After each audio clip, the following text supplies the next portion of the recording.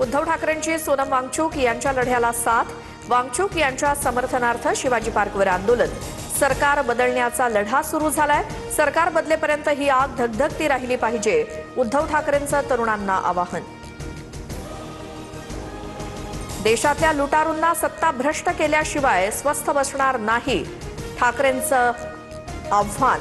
तर चादरीत वांगचूक यांना झाकलं, मात्र मोदी सत्य झाकू शकणार नाहीत, ठाकरेंचा इशारा।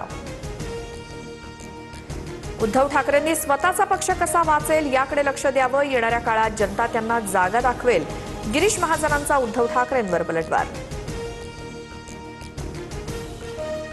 सोनम वांगचूक सध्या डॉक्टरांच्या निगराणीखाली, उद्याच्या आंदोलनात मोठ्या संख्येनं सहभागी व्हा, रुग्णालयातनं वांगचूक यांचं आवाहन। तर दुसरीकडे जंतर मंतरवर अभिजित दिपकेंचं उपोषण। एकनाथ शिंदे हे पक्ष फोडणारे सिरियल किलर आणि रेपिस्ट, त्यांनी आम्हाला नीतिमत्ता शिकवू नये, संजय राऊतांचा घणाघात। शिंदेंच्या आत्मचिंतन करण्याच्या वक्तव्यावरनं राऊतांची टीका। संजय राऊतांकडनं बाळासाहेबांच्या विचारांची गद्दारी, राऊतांनी हत्या आणि बलात्कारासारखे शब्द बोलणं शोभत नाही, महायुती असेपर्यंत हिंदुत्वाचा विचार संपणार नाही, नवनाथ बन यांचं उत्तर।